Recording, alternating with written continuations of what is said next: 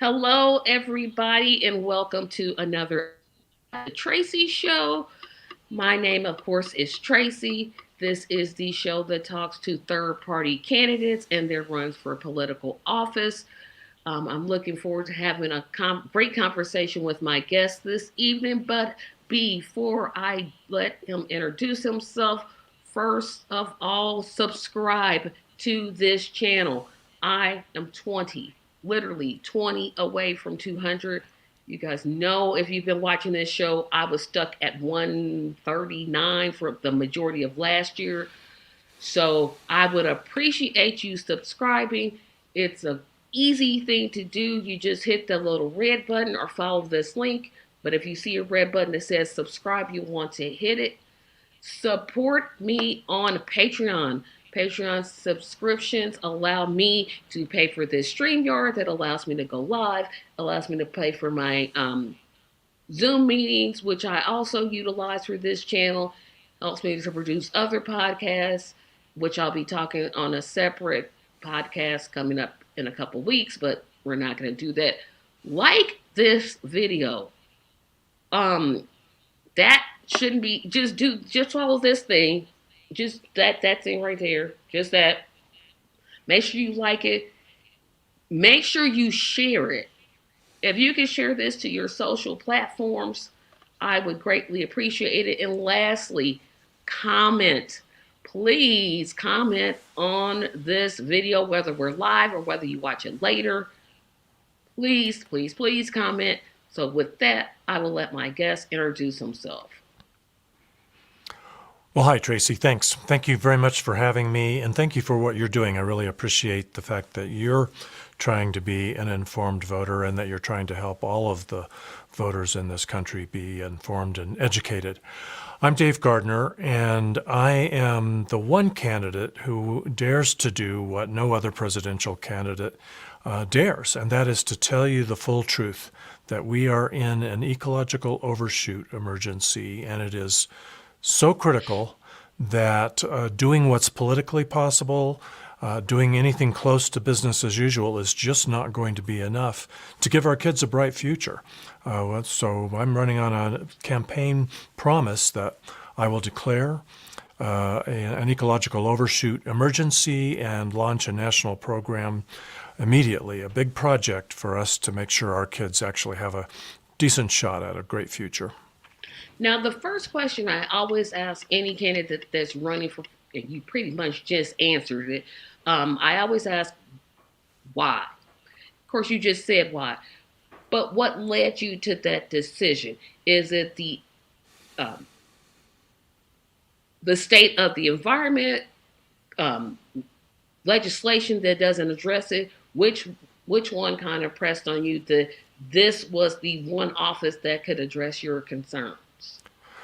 Well, I guess you could say it is the state of the environment. And of course, the environment isn't just a little compartment over here that we can think about sometimes. The environment is our home. It's what meets our needs. It's our life support system. Without a healthy planet, we don't have food, water, shelter, energy, transportation. All those things depend on a planet that's functioning well. And I've been watching Tracy for a long time. While we have been taking half steps to try to solve the many crises related to our environment that we've been observing. When I'm talking about clearly the climate crisis is on the top of everyone's minds, but freshwater scarcity, fertile soil depletion, toxification, all of the plastics, biodiversity loss. There's just a long list of problems that we're encountering, and the evidence really in the last few years has been almost overwhelming.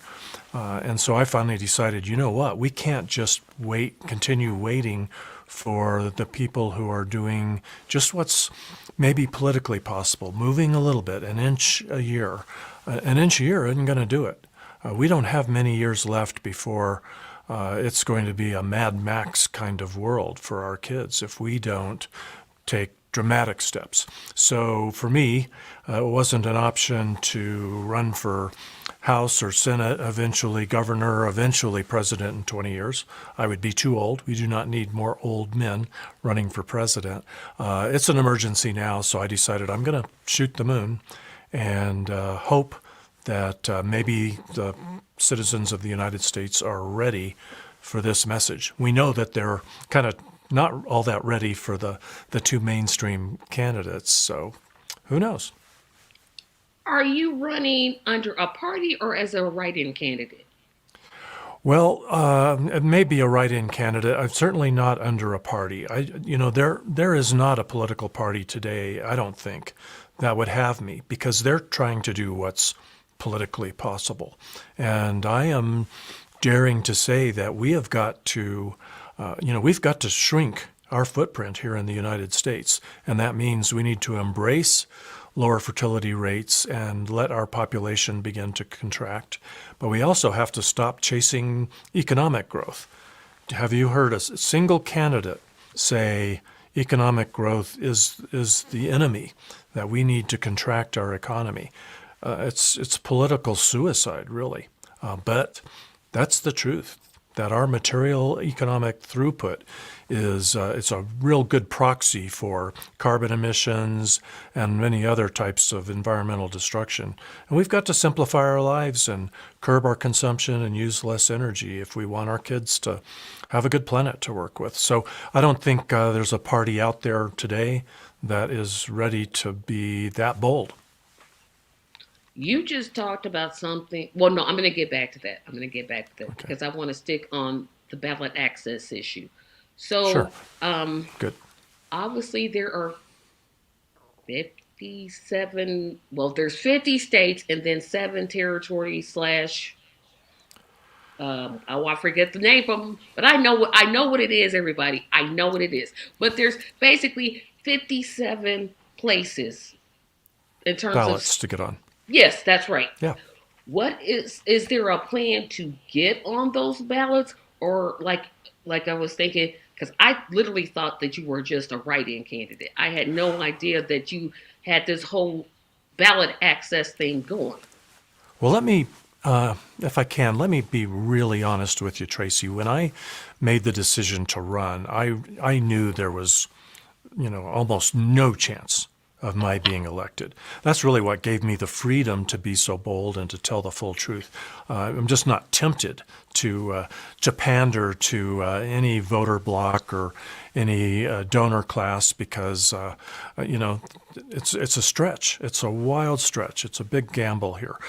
So I really just decided to run just to change the conversation and to alert and educate people, and especially alert and educate journalists and other politicians and elected officials. They need to know that we're in ecological overshoot today and business as usual is not going to cut it. But as I got the campaign up and running and we worked on the website and the messaging, I came to realize that, we really need to elect me. If we don't elect me, it's basically game over. It's dead planet. The choice really is today, Dave Gardner or dead planet. And I would encourage, if there are other candidates that you like, and I'm sure there are, I would hope that maybe they'll watch this, maybe they'll explore this, maybe they'll amend their plans, because nothing short of dramatic action is going to preserve the planet's ability to meet the needs of our kids. So I decided I'm not just going to try to get the message out there, but we've got to really try to get me elected. Still, a miracle would be required. So I figure we're hoping that we do something right and this campaign explodes so that we have the volunteers and the donors so that we can afford to get on all those ballots. As you know, it's expensive. It takes labor and it takes money to get on those ballots. We've already missed, I think, 1 or 2 state deadlines to officially be on the ballot. Most of the deadlines, though, we'll be facing later in the summer. So we have a little bit of time yet. But if if August 1st rolls around and this campaign hasn't exploded, it would be really hard for me to be on maybe any ballots, and we may just have to settle for being a write-in candidate. Or, Tracy, it could happen that I would withdraw from the race if it looks like my staying in would in any way give the GOP candidate a much better chance at winning. Because unfortunately, the top GOP contenders are dead planet on steroids, and I just can't let that happen. Now, that's an argument to be honest, I don't buy into that. I don't buy into that argument. And the reason, respectfully, is because I believe people say a vote for David Gardner is a vote for Donald. No, if I wanted to vote for Donald Trump, I would just vote for Donald Trump. I get what you're saying, but votes don't belong to candidates. They're ideally, and I'm talking about ideally, they're earned. Yes. Like, you have to go out and earn votes. It takes away a vote from Trump. Like, he doesn't own them. You can, like, Americans get to vote for whomever they want. Well, I share your, aren't you frustrated that we're in a system where, unfortunately, everyone's so nervous in this election. If Donald Trump ends up being the GOP candidate, most of the voters, a majority of the voters, really don't want to see that.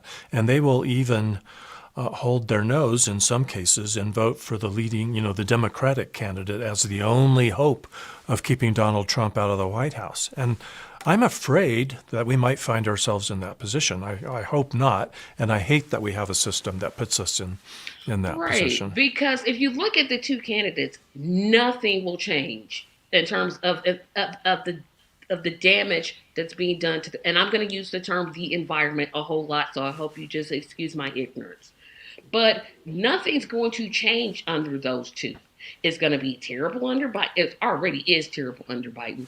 And it's going to be terrible under Trump. So nothing changes, right? And that's another reason I wanted to do a show like this, because I really think third-party candidates have a vision of, no, I want to change something. Because if we keep doing the same thing over and over and over and over, our environment is going to get worse and worse, and we can't live, and we can't breathe, and we can't. All of these things are going to happen unless we change. So that's true. My spiel. But I'm struggling to get support because people look at me as a spoiler, and they're so worried in this election, and that's unfortunate. And that's the media's fault. You have to give them credit. They do a really good job of scaring people, and I think that's what they want to do. But with shows like this and people sharing this show on their social platforms, we can get the message out. But I want to talk about something that is a controversial. It's not controversial to me because I've heard of it before in places like China, population control. I don't imagine that's a popular message in the United States. Now, I could be completely wrong about this, but it doesn't seem to me that would be something that would seem like Americans would want to embrace. Now, you can please tell me that I'm wrong. No, you're absolutely right. And in fact, population control is, I don't use the word because it is, not only is it unpopular, but the experiments, the efforts in the past to undertake population control violated human rights, and they were horrible. But the good news is we don't need population control, but we do need for our country to be accountable for the size of its population, and we need every country in the world to take some responsibility for the size of their population. We all need to acknowledge that 8 billion people on the planet doesn't leave room for everyone to live good lives. We cannot all live good lives if there are 8 billion or 9 or 10 billion, as it could end up being, trying to live good lives. We will just completely crush the ecosystems and their abilities to meet our needs. But the good news is we don't have to do anything. We don't have to coerce anyone. We don't have to do anything ugly. We don't have to violate any human rights to start bending the population curve, to have human population peak tomorrow and start a gradual descent. The less gradual, the better. But it's already happening. Over the last 50 years, women around the world have started making informed decisions. They've earned and been given the ability to make decisions about their own fertility, and the trend has been smaller families. We've gone from an average of over 5 kids per family to an average today globally just a little bit over 2. And that's in about 50 or 60 years. In the United States, the birth rate is already low enough that our population would be contracting today if it weren't for immigration. It's just immigration that's causing our population to grow today. So my message is not to worry about the fact that our population could be contracting, to embrace that, to welcome that, to support couples in the United States and around the world who are making better, more responsible and informed decisions about family size. There are a lot of good reasons, of course, to do that, but it's now more important than ever because we've just been tap dancing around the environmental problems for the past 60 years and haven't made real progress. So now we need to make faster progress. So my policies regarding population would be to really support that small family decision, make it easy, wonderful to choose one child.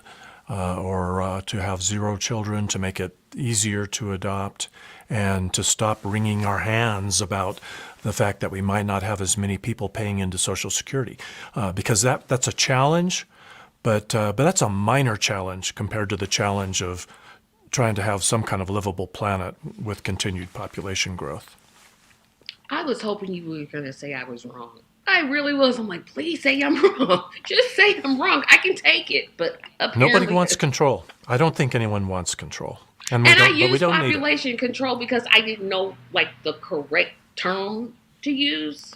Um, But it's still unpopular to talk about it. People are afraid of it, mostly because there's just these myths and misassumptions about it. They just assume that the only way that the world can embrace population contraction is by by forcing sterilization. And we just don't have to do that.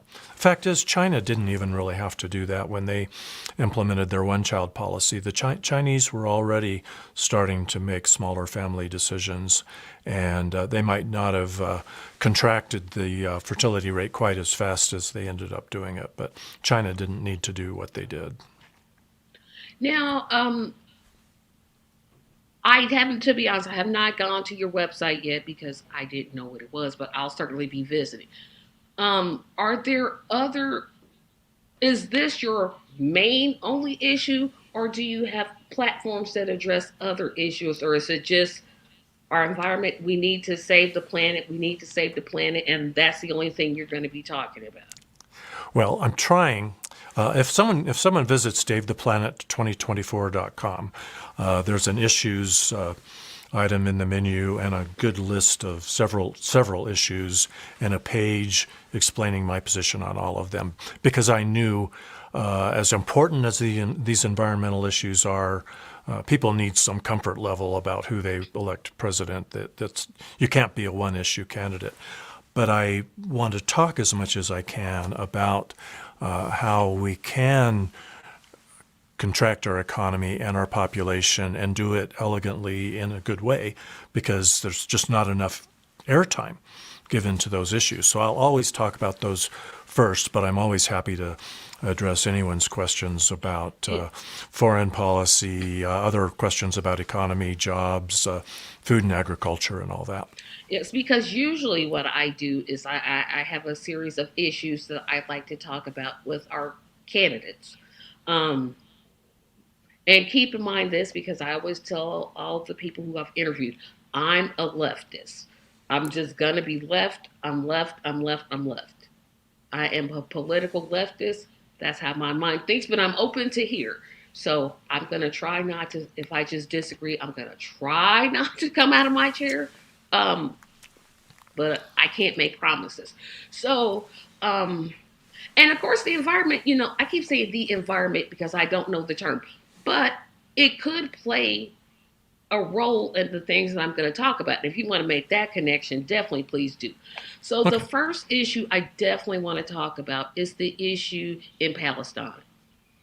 Our government, um, well, under the leadership of our president, who went around Congress to get more money for more genocide, um, doesn't seem to be ending soon.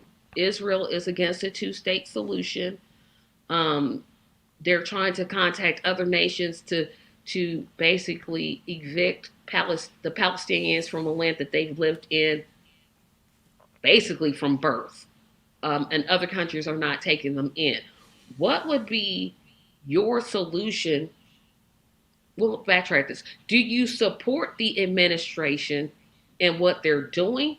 And if you don't, what would be the way you would address it? That's a great question, and certainly I'd be crazy not to anticipate that. I will start by saying I don't think foreign policy is my strong suit.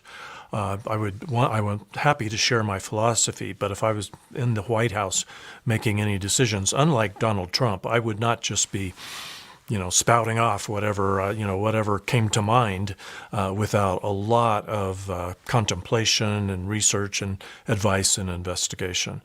So I would be turning to advisors to try to get the whole story, although my advisors in the White House would be a pretty different cast of characters than what we've had in the White House in past decades. But here's my general sense of this. One is I just completely condemn what Hamas did on October 7th. That was inexcusable, no matter what the history was.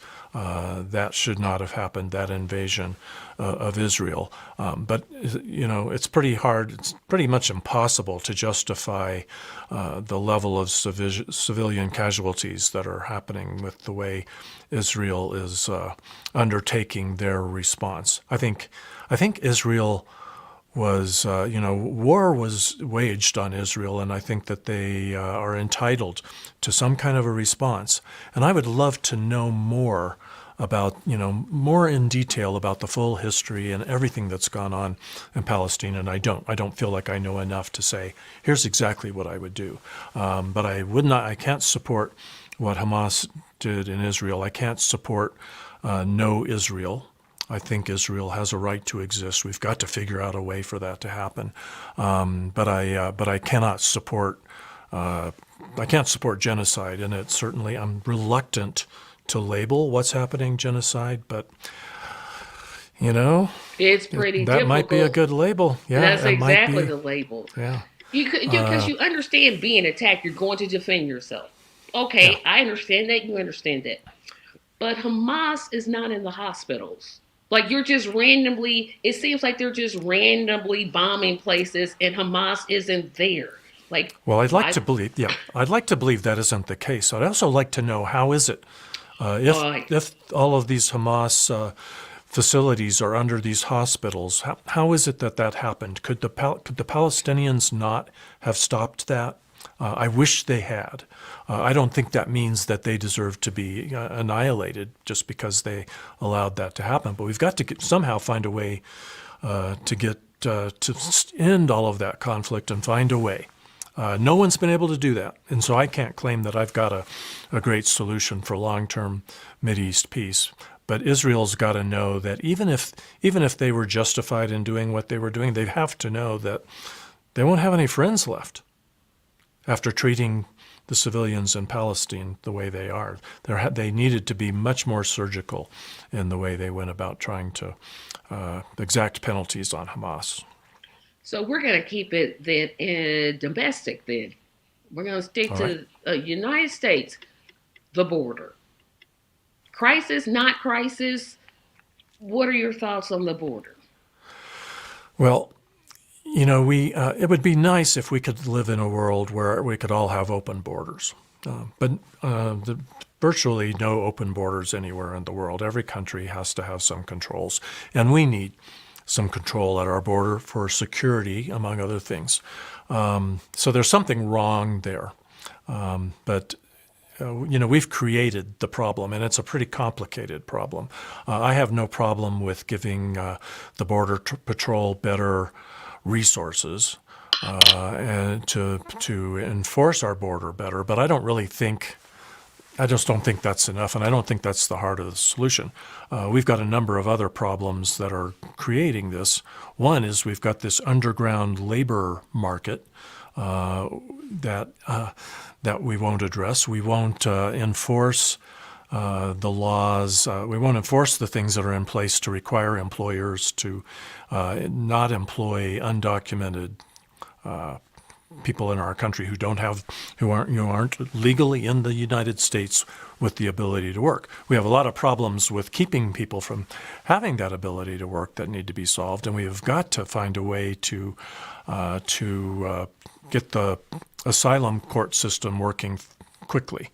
It's just not right for somebody to have to wait 2 to 5 years to finally get their court case so that they can be a legal resident of the United States. But for us to be paying way too little we basically kind of have this wink and a nod thing where we say it's against the law to come into our country without the proper papers. Everybody wants cheap food, cheap construction, cheap housekeeping, cheap landscaping, and there are a lot of them that are hiring people who aren't in the country with the ability to work legally, and they're paying them far too little. And somehow they think that that's compassionate. It's compassionate to pay them so little that they have to live 6, 10, or 12 to an apartment, and that we're paying them to do work that Americans won't do. If we're paying them too little for Americans to do the work, then we're exploiting them. So we've got to end that exploitation. We've got to stop paying way too little for agricultural work and all of the other work that is tempting to people who are coming from other countries where conditions are so bad that it looks like a better paycheck to come into the United States and be exploited. But we've also got to work hard at eliminating all of the colonialist policies that we've had in effect for a long time that have created poor conditions in places like Central America that make it so that it's so attractive to come to the United States. If we're doing the right thing, people should be able, most people want to stay home. But they want good conditions at home, and we should be doing more to support that. So I think under my administration, a lot of the policy changes would make it less appealing to come to the United States. It would make it a lot easier to come to the United States illegally. But because we need to be accountable for our population numbers and we need our population to start to shrink, we're not going to continue exploiting people, trying to bring people into our country because they'll work more cheaply. And we won't be trying to bring people into our country because that's an easy way to grow our economy. Not going to be doing that. And I'm glad that you said that about how the U.S. tends to, I'll just say it. The U.S. tends to meddle in other countries' business, and the conditions are so terrible. Well, who would want to stay in conditions like that? And I've heard several independent candidates say it, but I haven't heard neither Biden or Bush, Biden or Trump say what you just said. And I think that's important because if you're a business, large corporation, and you're paying people less, that means you're not reporting their wages. In many which cases, means, yeah. That you're probably, and I'm just going to be generous and say they pay $2 an hour, but I've heard worse. Ooh. Yeah, you're not paying taxes on that person. You're not verifying any type of documentation. And maybe what it will take is Americans saying, you know what, maybe we should be paying a little bit higher prices because I don't want to see people exploited, right? I don't want, just because I need a new computer, so I'll use that as, no, computers aren't a good example. Tomatoes. Software. Yeah. Okay. If I can get, it's maybe it's not good that I'm getting tomatoes at $1.69. Maybe I need to be paying $3 a pound so that an American, whether they come here legally or they use the proper channels or they're already here, can go through that system. And I've never heard anybody talk about that. Yeah, and it's exactly right. We need to be willing to pay a fair price so that the people working in those fields are not being exploited. Now, that does raise a concern. There are a lot of people who are really struggling today to put food on the table, and we're talking about making food more expensive. Well, if we are, then Yeah, we need to work on some other ways to see to it that every family can still put food on the right. table. But we're not going Supplement to it. do it. We're not going to Right. do it by having slave labor. Yeah. Yeah, and it's just the way our country is set up, this capitalistic type of, okay, we're just gonna, it's bottom line, it's we're gonna exploit these people. I don't want to use the term slavery because that's not, I will not, it's Black History Month, I will not do that. But I'm almost certain that nobody wants to be in a fruit field when that's 96, 97, 98, 99 degrees picking fruit. I'm pretty confident when I say that, right? I could be wrong. Maybe somebody likes the heat. I don't. But maybe somebody out there likes heat. I'm pretty sure that the people who are coming here undocumented have skills that we could use, like real skills. Doctors, lawyers, teachers, peace officers, skills like we could actually use. But the system, our corporate, our capitalistic system, is just set up to say, you know what? We need these zucchinis picked. Go pick them. We'll just pay you maybe $1 a bucket or whatever it is that they do. Yeah. Now, I should mention that because we've definitely drifted into immigration policy because we're talking about the border. In my administration, we would definitely, at the top of our immigration policy list would be that we must have a humanitarian, compassionate policy about refugees and asylum seekers. We're going to have we're going to have climate refugees, and there's going to be more of them. And a lot of that's going to be because of the damage that we've done to the climate over the years. So we need to be able to welcome them. We need to have room for those migrants to come into our country. And that just means that we need to stop bringing people into the country for other reasons, for economic reasons, bringing in software developers because they're less expensive than the people in the United States. That kind of economic migration we have to end. And it kind of gets my ire up a little bit to hear somebody, even very progressive people today, think that immigration's great for our economy because it grows our economy, and we need economic growth. Well, guess what? We don't.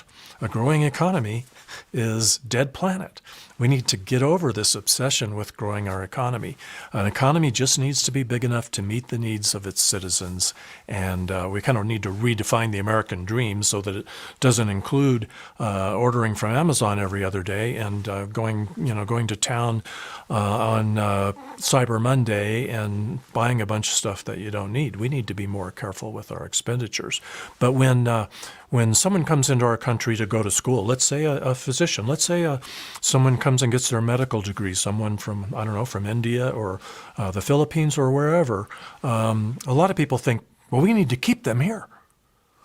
And I think we do. Don't we really want to be friends to whatever country they came from? Wouldn't we like them to take those skills and go back to their home country and contribute to their country and help people have good health care in their country? Do we really need to keep them here only because we think we need GDP to be growing at 3, 4, 5, or 6% every year? We need to shake things up, and that's what I'm going to do. I'm going to shake things up and start telling the truth about this crazy obsession we have with economic growth, which is driving a lot of the non-productive immigration policy we have.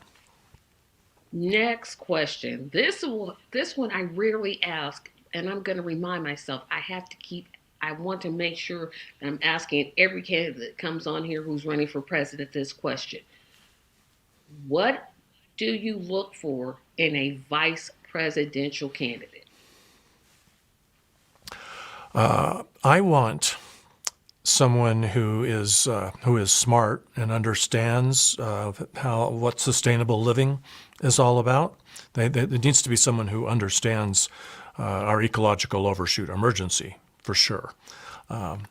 But it needs to also be someone who can complement me. And let's face it, I'm an old white guy, and I have something pretty important to say, and I don't think people should discount it because I'm an old white guy. But I understand if they might want to exercise some skepticism.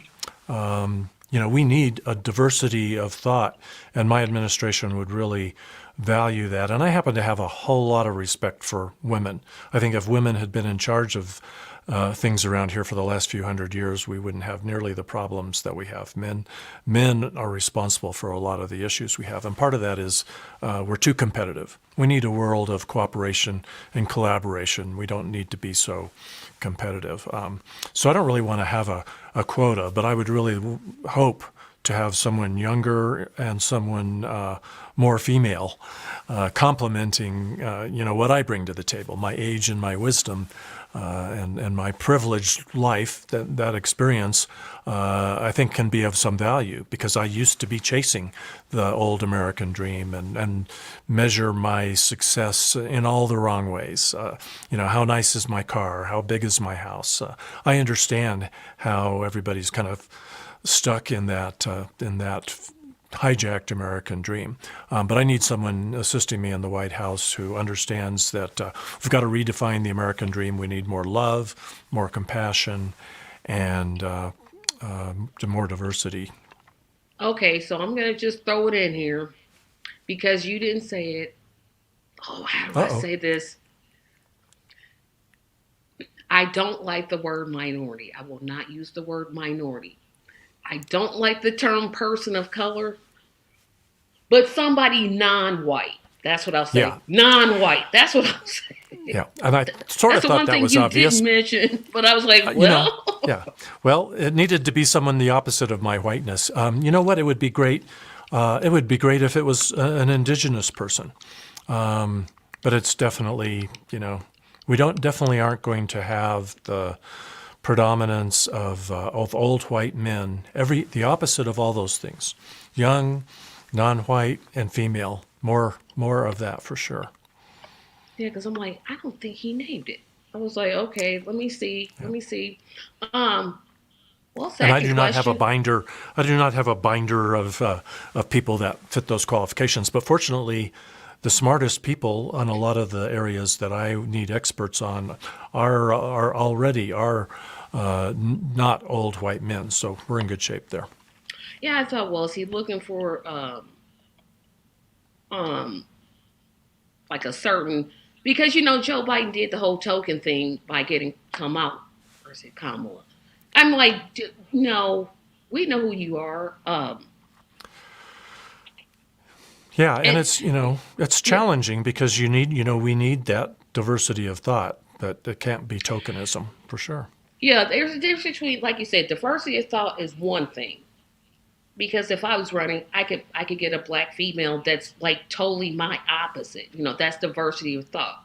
But I'm just getting out here to get a white male who thinks exactly like I do. Well, that doesn't really help this situation. That's just Yeah. two people that think exactly alike. But I do now, and there's another question I don't ask that I should be asking. There are some key cabinet positions, and I'm always curious about um, what a President Gardner would do. So and I won't talk about them all because I don't want to.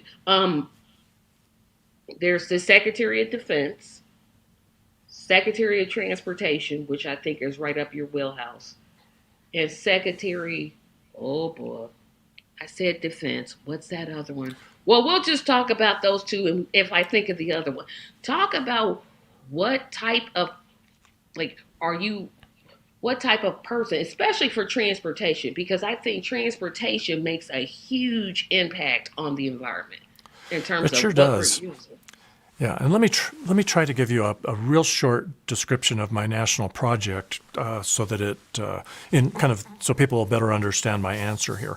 I want to launch a national project to get out of ecological overshoot, and because this is our overshoot is what's going to kill the planet.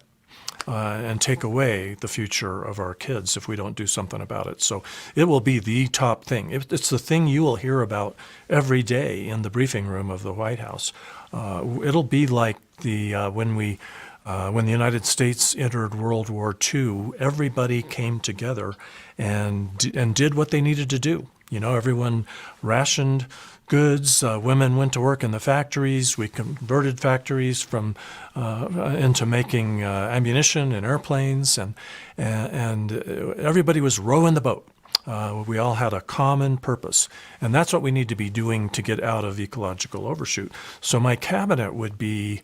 I would even propose to add some cabinet positions, and the president can actually do that. There's some limit of cabinet powers without House and Senate action, but certainly a president can name advisors and establish councils.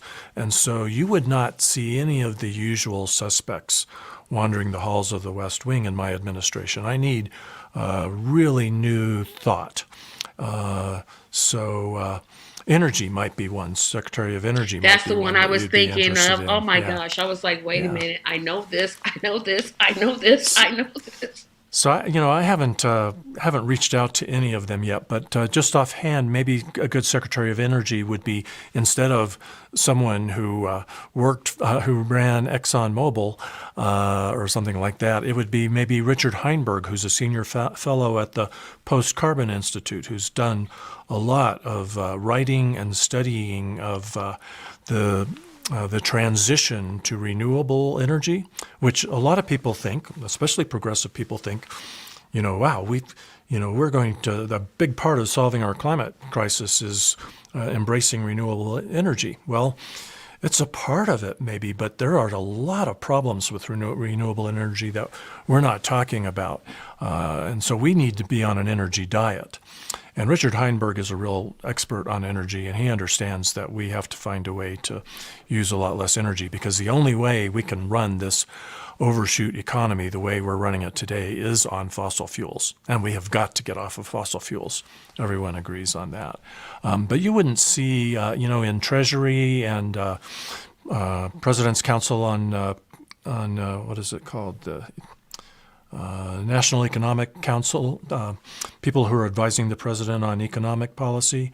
You're not going to see people from J.P. Morgan Chase or Capital One or BlackRock, all of those ultra-wealthy investment bankers and representatives of the mega wealthy. They're not the ones to help us chart a future where we have a really truly healthy 21st century economy that isn't running the way this economy is running today, which isn't meeting any of the needs of the working class, that's for sure. It would be a whole new host of people who are studying today and writing and talking about degrowth. And there's a great Canadian economist, Peter Victor, who wrote Managing Without Growth, and who's put together a model to demonstrate that you can contract your national economy without going into recession and without people being out of work. We need people who are trying to figure out, how do we have good lives and needs met without killing the planet. And it can't be the planet killers that we've had walking the halls in the past. I know that I've kind of gone on too long already, but if there's some specifics. I appreciate, now that long answer I appreciate, because, I see big picture. I don't see necessarily details. I'm not this is bad to say, but I'm not a detail-oriented person. But you're right, on transportation.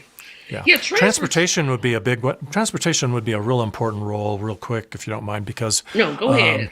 Yeah, because transportation is where a lot of our carbon emissions are coming from. That's why I thought transportation. I'm like, oh, well, this is where the carbon emissions are coming from. So so we would be putting a lot of effort into active transportation and a lot of effort into finding ways to discourage hopping on airplanes. We just fly too much, and we can't. We have to get over that. Maybe it's temporary, and maybe one day technology will allow us to hop on a plane and fly across the country to go to a wedding or a football game or something like that. But we can't afford to do that today, and we really need to beef up rail transportation and bicycle transportation and pedestrian moving ourselves on our own 2 feet. And so a lot of effort in my administration would be behind that. I kind of wonder whether Pete Buttigieg might actually still be a good transportation secretary. I don't know whether he could shift his mind that way. I like the fact that he is smart and quick and a good communicator. There's a lot I like about him, but I haven't had any conversations with him about doing a major shift. He may not be able to change his thinking that fast, so we might Now, need somebody more you rebellious. just got on a point that I wanted to contend with Okay. because obviously I have a car and I live about like there's no grocery store, near me. I have to get in or I could have it delivered. But if I'm going to pick up my medicine, I have to go at least 15, 20 minutes to go pick up my medications. Could you tie, because I think this ties in, I'm not sure how I'm going to frame my question, but if things were closer, like if the grocery store was closer, the drugstore was closer, um, the gym was closer, we wouldn't necessarily have to rely on our cars that are putting out all these emissions.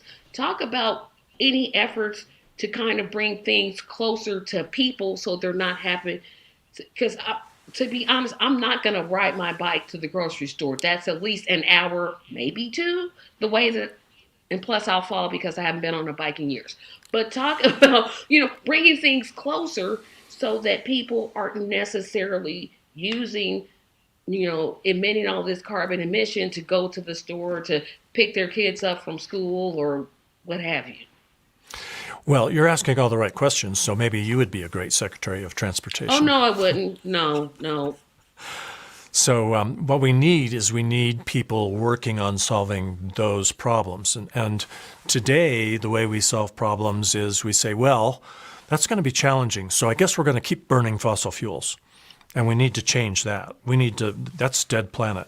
In my administration, if there's a policy or a solution that leads us to a dead planet, nope, not going to go there. We're going to find a way to solve that problem that gives us a bright future for our kids, not a dead planet. So you kind of alluded to some of the answers, which are find ways to have people closer to those things. If you're a 10 or 15 minute drive from the grocery store, there's something wrong. The solution isn't to give you cheap gas so that you can get to the grocery store faster. The solution is to eliminate the food desert and make sure that there's a system in Right. place. Yeah, That's a huge problem in this country, and I am seriously shocked that no one has talked about food deserts.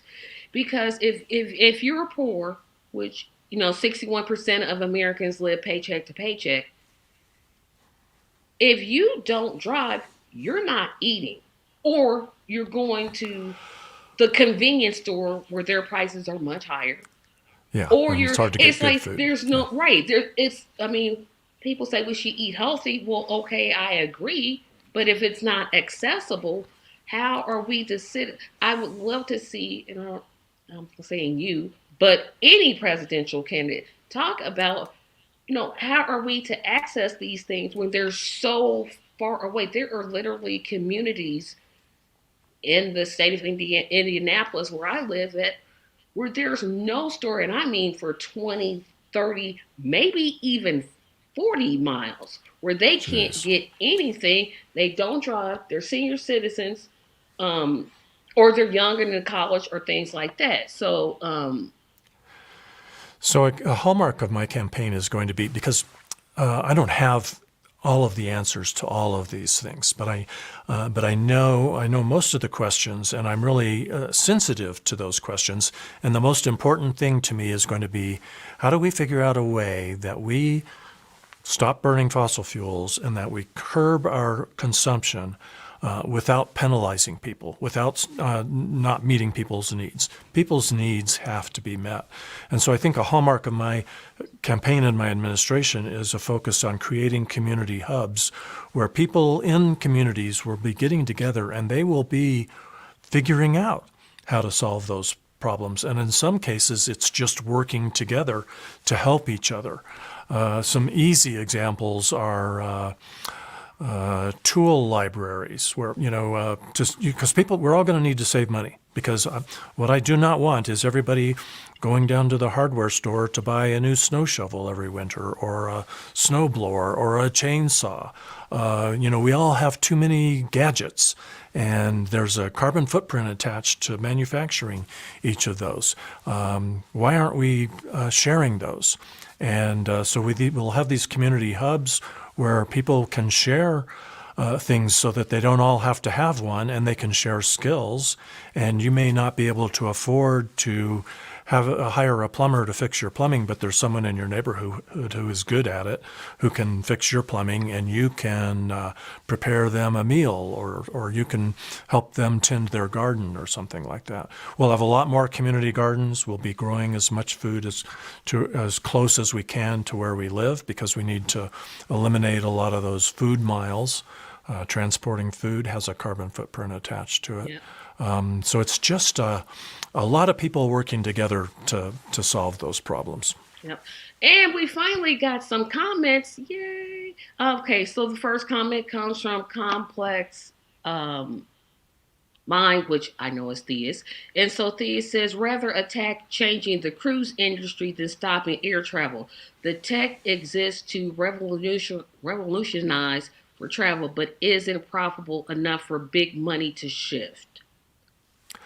Okay, I'll let you answer this because I don't know what Theus is asking, but go ahead, please. Well, that's great. I'm not crazy about the cruise industry. I mean, think about it. If we're in a climate emergency, the idea of burning fossil fuels to move a hotel around, a hotel for 7,000 people, it needs to sit still. We do not need to be burning fossil fuels to move that around.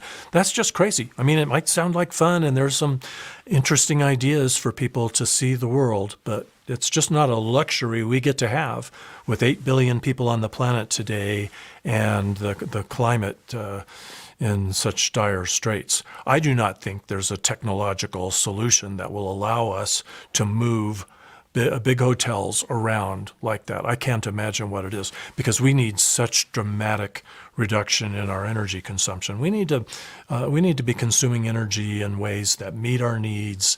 Not in, we need to have fun, and we need to have entertainment. But we're going to have to change the way we have fun and entertain ourselves. And air travel is one of them. But I'll tell you what, there's some real easy, low-hanging fruit on air emissions. The Blue Angels and the Thunderbirds, those demonstration fighter jets that fly over football games and air shows. Are you kidding me? We're doing that today in the middle of this climate crisis? I mean, just think of the thousands of gallons of jet fuel that is being wasted. Yeah, I never and thought the of carbon that. emissions of that. I'm sorry. Yeah. No, I never thought of that. I'm like, oh my goodness. I'm just literally, Yeah. and there it said every football game. Yeah. Well, not every, because some football stadiums are indoors, but the ones that are outdoors. Oh my gosh. Yeah. I didn't even now think they're of going to that. say, well, those are good PR and they're good recruiting tools. Well, we might want to scratch our heads and say, is there a way that we can recruit without killing the planet? Isn't there? Come on now. And think of the money that the federal government would save. The federal government's going to go on an energy diet, and their federal employees are going to be flying a lot less. And we're going to reallocate those funds to supporting these programs that we need at the community level to make sure that that you have food and health care without having to get in your car and drive for 15 or 30 minutes. Yep. So, with next question, there are several workplace communities that are just priced out of reach. Plus, Americans have been taught to despise each other, or we still be in the cities. How do you change the American psychology? Well, my hope is that when we all have a common purpose, which is a bright future for our kids, if only everyone knew today that our kids' bright future depends on us completely turning this world upside down and changing the way we operate here in the United States. If everybody understood that, I don't think it would be hard. We would all want to be rowing the boat in the same direction. We would all come together and say, I'm rolling up my sleeves. What can I do? I'll do whatever it takes. And I think that's a psychological difference right there. It becomes one of less of competition and greed and status seeking and more cooperation and collaboration. And I'm not a psychologist, but I have been working for over 15 years trying to figure out how to inspire the culture shift we need from a culture of more to a culture of enough. Yep. So we have a new person here, Mike Henry. Mike, I'm sorry, I can't pronounce that last name. But he says reducing our I'm assuming he's saying overpopulation. So reducing our overpopulation will reduce everything else. The higher the population, the more personal choices we lose. I'll let you answer that. Okay, yeah, well, he's absolutely right, and that's why we have to have a population policy. There's really two things that impact our destructive impact on life-supporting ecosystems in the world today.